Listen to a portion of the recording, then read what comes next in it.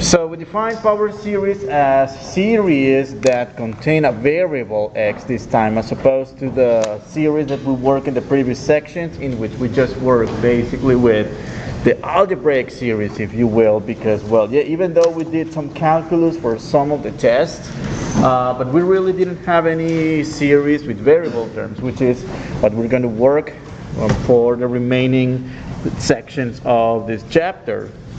So power series which now involve an x are to be taken as functions that, well, in the world of functions f of x, those functions are either defined or are undefined for certain values.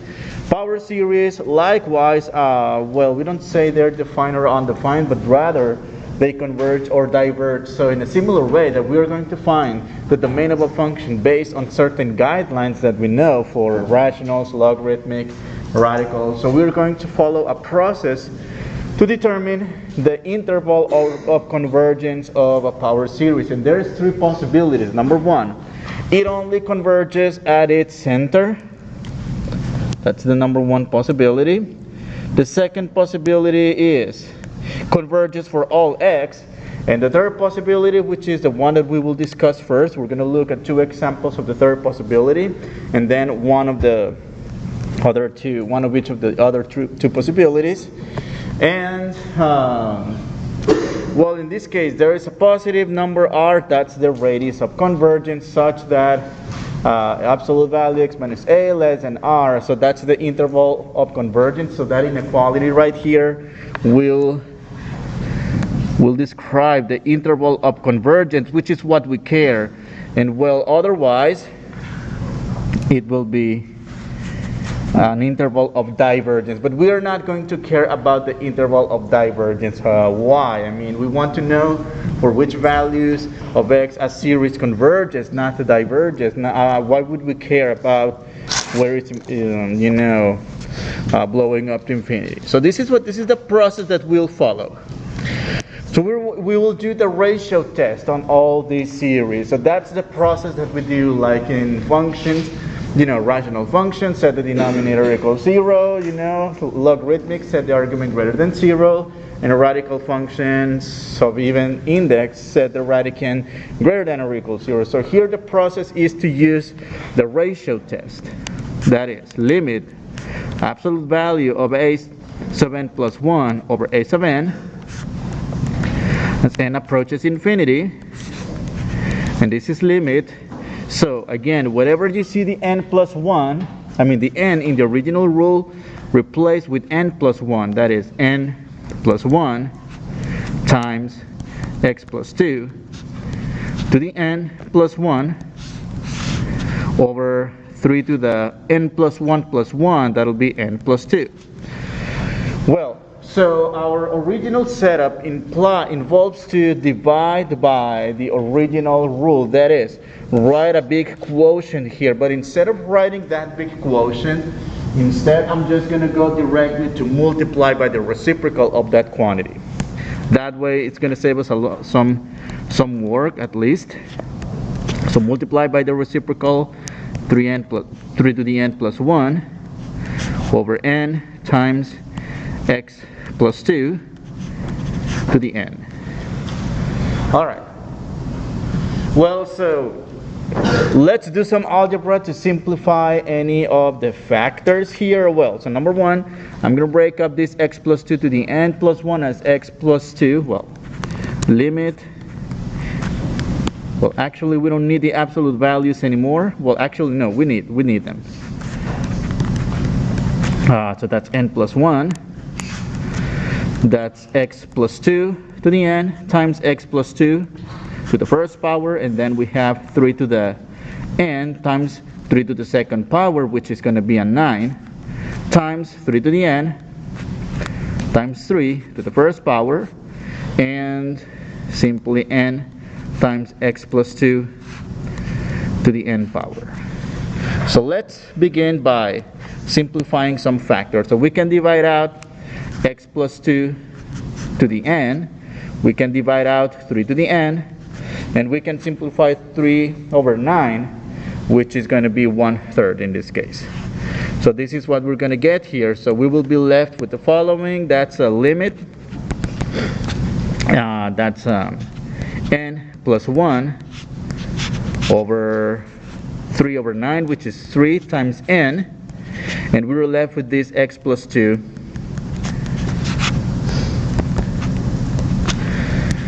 Alright, to finish computing this limit. So notice this limit, or this expression for the limit, contains two variables. However, the limit that we're evaluating is in terms of n. That means everything else can be taken outside as constant multiple. I know it's weird because the x is usually the letter that we use for a variable. However, here the n approaches infinity. It's indicating that the dummy variable in this case is n, not x.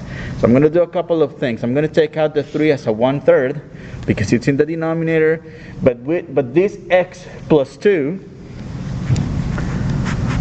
I'm going to take it as absolute value of x plus 2. And the reason why I'm taking it out with the absolute value bars is because x can be pretty much anything, you know, positive or negative. And because in this case we have these absolute values, we need to keep that absolute value. And in fact, this is critical for finding the interval of convergence, as you will see. So that's times limit n approaches infinity of n plus 1 over n. And well, this limit is 1, absolute value of x plus 2 over 3 times 1, which is absolute value of x plus 2 over 3. So that's our final answer to the limit. But what do we do with this final answer? This is not going to give us like the answer just right away.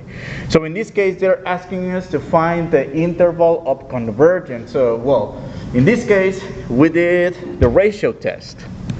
So we did the ratio test. For the ratio test, we know that the series converges whenever the limit is less than 1, diverges whenever the limit is greater than 1, and inconclusive whenever the limit equals to 0. So that's to recall what the ratio test is about, or even the root test is the same criteria. We can use the root test in some cases. Well, so in this case, because we want the interval of convergence, we want to set this final answer here to whatever to whatever criteria for convergence. In this case, set it less than 1, because you want to force this quantity to converge. That is, set it less than 1. Well, I'm going to write this inequality on the side. That is absolute value x plus 2 over 3 less than 1. And we're going to solve this inequality. Multiply both sides by 3, x plus 2 less than 3, or absolute value actually. And well, rewrite this inequality involving an absolute value as a compound inequality. That is x plus 2 less than 3, but also greater than negative 3. Keep solving the compound inequality. Subtract 2 to both sides, to the 3 sides. That's going to give us inequality x greater than negative 5 and less than 1. All right. So from here, so check this out. From here, we get the radius of convergence. So because notice this inequality is of the form absolute value x plus or minus a less than r. So here in this case, that's our radius r, the radius of convergence. That means from the center of the series, because this series is centered at negative 2. So this is 0, 1, 2, 3, 4, 3, 4, 5, 6. So the series is centered at negative 2. And then from here, that means that if we pick any value between negative 5, so that is 3 units to the left, 1, 2, 3 to the left, and 1, 2, 3 to the right, that means negative 5. and 1, which is the endpoint of this inequality. However, this is not where the problem ends. We need to test these endpoints of the inequality that we obtain at the end of the ratio test process. And that's because in this case, well, it is possible that the interval of convergence, so there's 4 possibilities for the interval of convergence. Number one, the number one possibility is, well, it's still between -5 and 1, but in this case excluding both endpoints. That's one possibility. Another possibility is still -5 to 1, but in this case including the endpoints. That is, in the first case, plugging x equals to -5 and plugging x equals 1 inclusive, but you would obtain a divergent series. In this case, if you obtain convergent series, well, the interval of convergence includes the upper endpoints. Another 2 possibilities, that is, exclusive in the lower endpoint, inclusive in the upper endpoint, or inclusive in the lower endpoint but exclusive in the upper endpoint. And that's going to depend on what we get out of testing the endpoints on the original series. Well, we'll find out which one of these is going to be. So we're going to go back to the power series, to the original power series, and well, let's test the lower endpoint. Test x equals to -5. So that means sigma n equals 1 to infinity n times -5 plus 2 to the n over 3 to the n plus 1.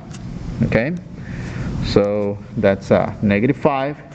-5 plus 2, that's going to be -3. And so that's n times -3 to the n over 3n times 3. I'm going to write it as 3n plus 3. You'll see what's going to happen later.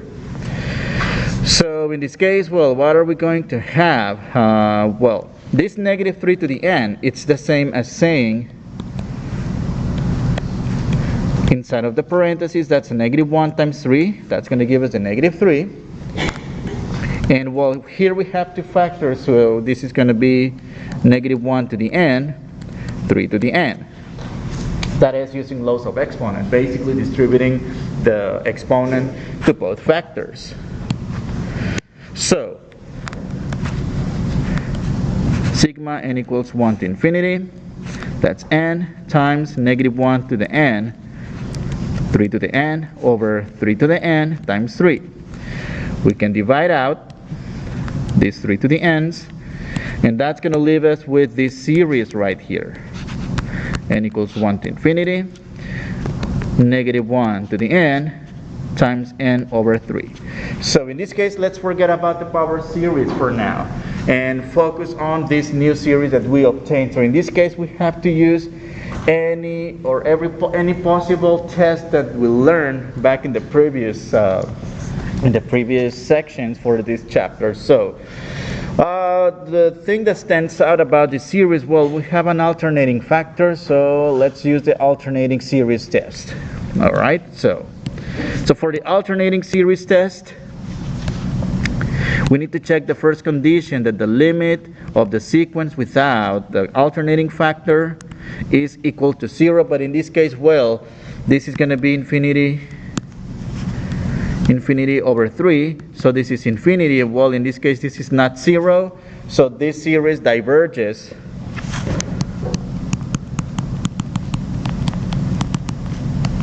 by alternating series test.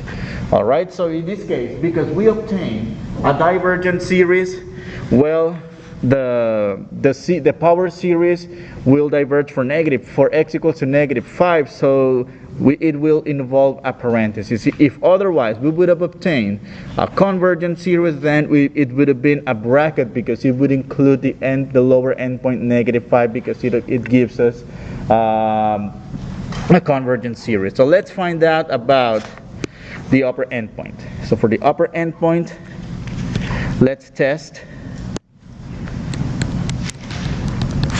x equals to 1.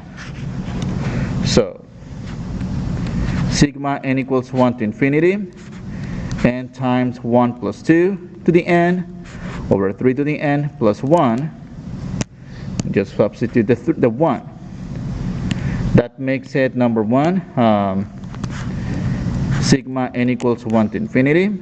1 plus 2 is 3 to the n, and 3 to the n, and this is 3 to the n times 3, using laws of exponents backwards. And well, we can divide out the 3 to the n's, and that's going to leave us with this series. So that's n over 3. And well, this series, it's similar to the previous series right here, except for that alternating factor. So we need to look for a test out of the 10 that we learned back in the previous section. So well, this is not an alternating series, so we're not going to use the same test. Definitely not the integral test, because even though it's positive and what else, and continuous, well, it's not decreasing. It's not a p series, because number one, the n is in the numerator and it has to be in the denominator in order to be a p series. Well, in this case, well, it's not a telescopic either. It's not a geometric. So I think this one is going to work with the n-term test for divergence.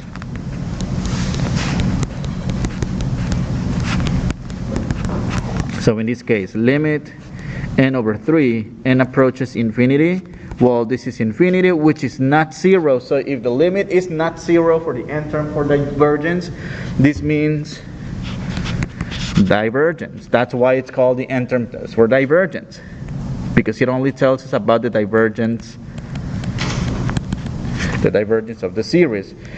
That being said, well, we got another divergent series. That means that it's also exclusive for the upper endpoint. So in this case, we can cross out the other 3 possibilities. So it's not going to be this one, not this one, and not that one. All right. In fact, let's erase them so it doesn't give any confusions. So this is final answer. That's the interval of convergence. So in some cases you may be asked for the radius of convergence. In some cases you will be asked for the interval of convergence. So for the radius of convergence, solve for the absolute value term in our inequality, and that means r equals to 3. And this is the interval of convergence. So from the center we have r equals to 3 units to the right, r equals to 3 units to the left. So that's the radius, and then together as an interval. So that's one example. Let's go over another example of what's this? No, I think it's the previous page.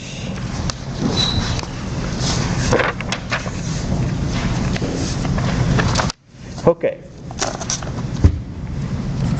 For the next example, what do we have? Sigma n equals 1 to infinity, negative 3 to the n, x to the n, over the square root of n plus 1. So again, we're going to set this problem as a ratio test problem. So limit a sub n plus 1 of absolute value of n sub n plus 1 over a sub n as n approaches infinity. And well, that's limit and approaches infinity. Well, so number 1, this is negative 3 to the n plus 1, x to the n plus 1 over the square root of n plus 1, which makes it an n plus 2, times the reciprocal of the original rule in the infinite series, which in this case is the square root of n plus 1 over negative 3 to the n x to the n. Alright, so let's do some algebra to simplify all this. So what we can do is write this as the product between the numerator, the product between negative 3 to the n and negative 3 to the first power. So that's limit and approaches infinity. That's negative 3 to the n times 3 to the first power, x to the n times x to the first power, and the square root of n plus 2 times the square root of n plus 1 in the numerator over negative 3 to the n. I'm not going to distribute the negative 3 to the n as negative 1 to the n times 3 to the n, because actually we will divide it out with the 1 in the numerator. So no need to keep writing a lot of factors. All right, so cancel the x to the n's, cancel the negative 3 to the n's. Is there anything else? I think that's about it. All right, so this will leave us with the following. Oh, actually, this is supposed to be negative 3 to the, just negative 3. All right, so let me correct that part. Negative 3. Well, ultimately that's going to become a positive 3 when we take it at the absolute value, so it's not going to matter. But initially, we need to keep that negative in there. Limit n approaches infinity. So that's going to leave us with the following: a negative 3x and the square root of n plus 1 divided by the square root of n plus 2. Well, number one, again, this limit contains two variables. But the actual variable of the limit is the variable n. Everything else will be considered constant, and I'm going to take that outside of the limit. So that is the number negative 3, which we can take its absolute value to be a 3, and the x in this case, but again, that x can be either positive or negative. So in order to keep honoring this absolute value idea, well, keep the absolute value of x. That limit n approaches infinity of the square root of, how about we write this square root or this quotient of radicals as a single radical of a quotient n plus 1 over n plus 2. And actually we don't need the absolute value bars anymore. We already used them for the x. Well, to compute this limit, absolute value, I mean the square root of n plus 1 over n plus 2, there's a few ways to go about it. I mean, you could do polynomial long division or divide numerator and denominator by the highest degree in the denominator, but that's like overkill. So actually we're going to interchange the radical symbol with the limit symbol. That is one of the properties of limits you learned back in Calc 1. So that's the square root of limit n plus 1 over n plus 2. And well, I think we can see what this limit in the inside of the radical is, because essentially we have polynomial over polynomial, the degrees match. We can just go with the ratio of the leading coefficients, which in this case, well, that's 3 absolute value of x, square root of whatever this limit is equal to, which in this case is 1, square root of 1, which is 1. That's going to leave us with simply 3 absolute value of x. Well, what are we going to do with this result? 3 absolute value of x. Well, since we want to know the interval of convergence, we need to set a condition that gives us an interval of convergence, and that condition is to set it less than 1. Right? So if you set it greater than 1, that's going to give you otherwise the interval of divergence. But I mean, why would you care about interval of divergence? We care about where it converges. Okay, I'm going to take this inequality on the side. 3 absolute value of x less than 1. Solve for the absolute value term first. That's going to give us the radius of convergence. This number here is going to be r equals to 1. So keep solving this inequality, and that is x less than 1 and greater than negative 1. So this is a compound inequality. Well, we don't need to solve to keep adding or subtracting anything to our inequality. So in this case, well, let's write the potential interval. So the series is centered at 0. And well, that means the radius of convergence is telling us that it may converge between -1 unit away from 0 or 1 unit away from 0. That is potentially at -1 and 1. So for sure any number between -1 and 1 will give us a convergent series. However, it is yet to be determined whether it will be -1 to 1 exclusive, -1 to 1 both inclusive, -1 inclusive, 1 exclusive, or -1 exclusive, 1 inclusive. So it's one of those 4 possibilities. We will find out. Yes. Which one? Oh, the 3. No, that's true. Never mind. Thank you. Yes, I forgot. So I think I said to divide, right? So this is supposed to be a 3.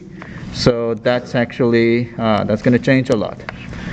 -1 third, 1 third. These are all thirds. And 1 third, 1 third. So yeah, the radius is 1 third from 0 in the positive and the negative direction. All right, thank you. So let's test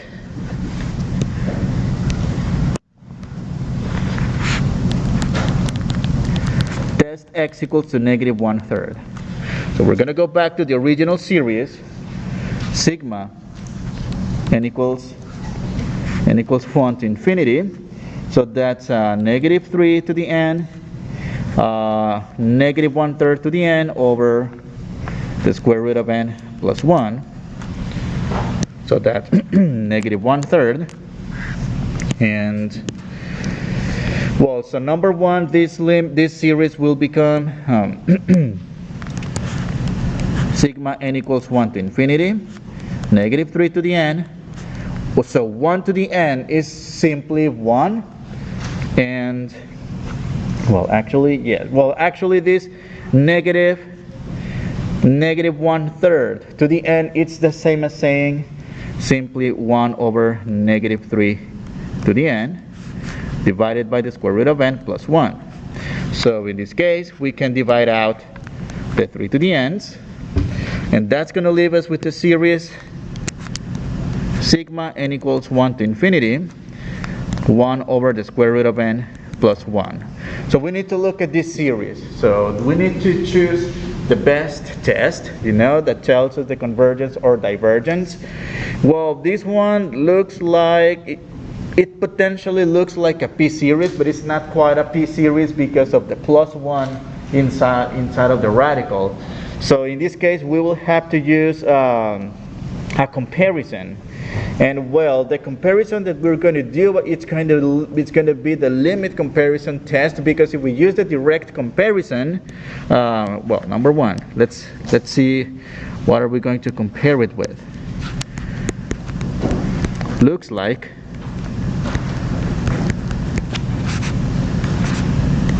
sigma n equals 1 to infinity of 1 over the square root of n, which is sigma n equals 1 to infinity 1 over n to the 1/2, which in this case is a divergent p-series.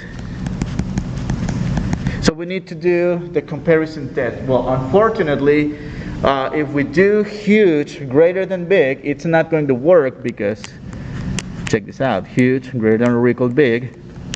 So 1 over the square root of n plus 1. This is not greater than 1 over the square root of n, right? Here the test for using the direct comparison actually fails. But remember, we have a plan B whenever we're not able to show huge greater than big or tiny less than small. In this case, we have to go about the limit comparison. So for the limit comparison test, take the limit of the original series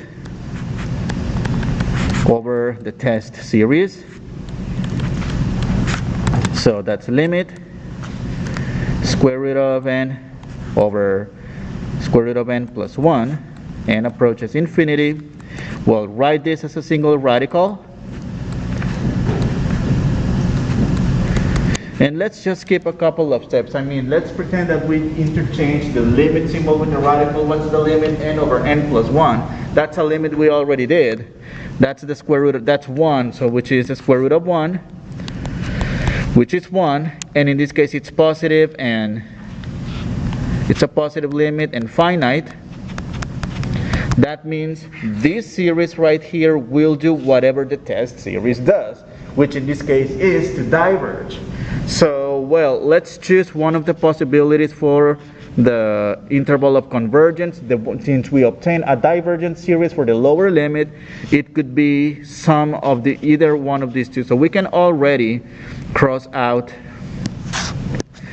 the two possibilities for which the lower limit is, or the lower endpoint is inclusive, because it gave us a divergent series. So let's test the other endpoint. To test the other endpoint, so that's so test x equals to 1/3. So that's sigma n equals 1 to infinity, and that's -3 to the n 1/3 to the n over the square root of n plus 1. That's 1/3 over here. So in this case, we will have to factor the -3 to the n and write it down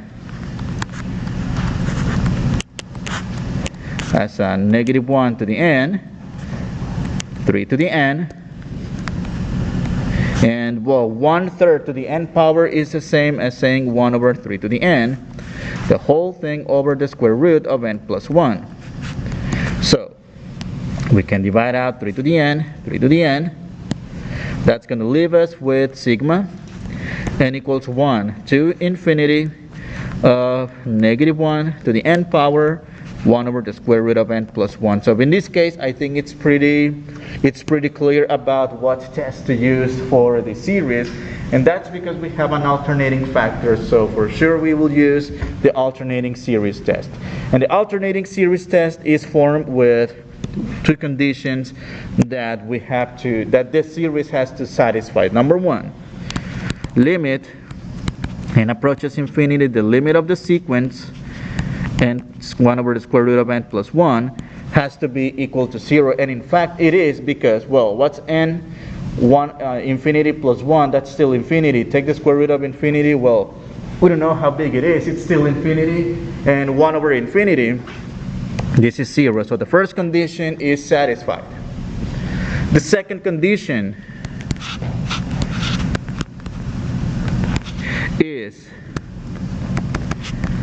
is the sequence a decreasing sequence? Well, clearly by looking at the expression it is, but we have to show this algebraically. That is 1 over the square root of n plus 1, which is n plus 2, less than or equal 1 over the square root of n plus 1. So is that inequality true?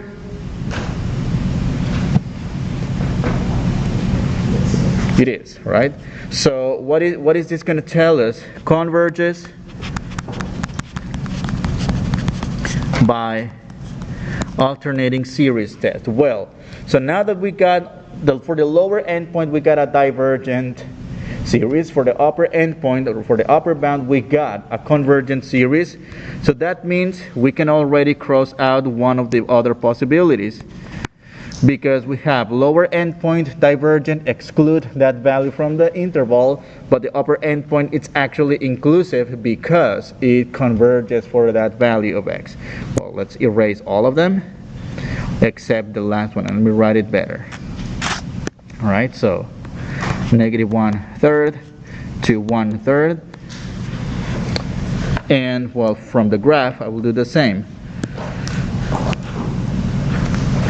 So it's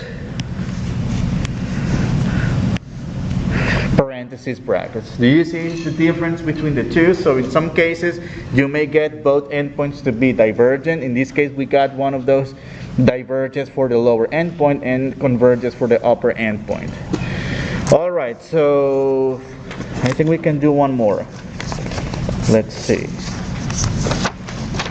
because there's two more exercises that we have to go. So letter C, n factorial x to the n. So let's do the ratio test for this one. Actually, the last couple of examples are going to be the other cases, one in which converges only at its center point or converges for all x. We're not going to have a limited interval like the previous two examples. So, limit absolute value of n plus 1 factorial x to the n plus 1 over the original rule, which is n factorial x to the n. So, let's simplify the factorials again. That's why we covered this at the beginning of the chapter, because like I mentioned, we were going to simplify factorials a lot. So again, we simplify, we expand the largest of the factorials and expand it, like n plus 1 times n minus 1 times n minus 2, etc. Well, in this case, we don't need to expand too many factors, only one, because that matches the one in the denominator. That is n plus 1 times 1 less, that's n factorial, which matches the n factorial in the denominator, x to the n, and we can also write x to the n times x. So from here we can cancel a lot of stuff. Cancel x to the n, cancel x to the n, cancel the n factorials, and that's going to leave us with limit n approaches infinity. What's this? N plus 1 times x. Well, here the limit again is in terms of n, not in terms of x. So let's take out the x as a multiple constant. So that, but again, we get it. We take it out with the absolute value bars. Limit of n plus 1 as x approaches infinity. Well, this limit is going to be absolute value of x. Infinity plus 1, isn't that going to be infinity? Okay. So that times infinity. I know it's kind of weird to write infinity, the infinity symbol, as a as a factor, as an algebraic factor. Technically, it's not the correct way. But for this situation, I'm gonna do that because I want to make this clear in terms of what the book says. So here, the book is just going to tell, if you read the book is just going to tell you that whenever the radius, whenever the limit is infinity, the radius is 0, and otherwise, whenever the limit is 0, the radius is infinity. Well, but where is that coming from? Again, set the condition for convergence. Set it less than 1. I mean, of course, clearly infinity is not less than 1, right? Infinity is actually greater than 1. Well, so here, I'm going to do something that we're not supposed to do. That is, to do algebraic operations with infinity. So the same way we divide both sides by 5, multiply both sides by 5, well, I'm going to do something that it's technically not supposed to be done, which is to divide both sides by infinity. Right? Dividing both sides by infinity, cancel the infinity. Now this is what we're not supposed to do because we don't know which infinity is bigger than the other. But here, the reason why I'm doing this is to make a point out of this, right? So in this case, well, absolute value of x,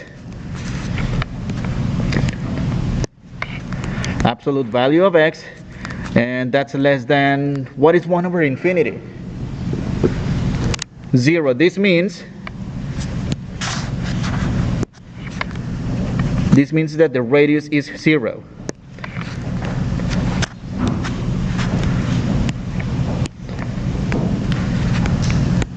R equals to 0. That is, it will only converge at its center point. So the center of the series, x to the n, that's actually 0.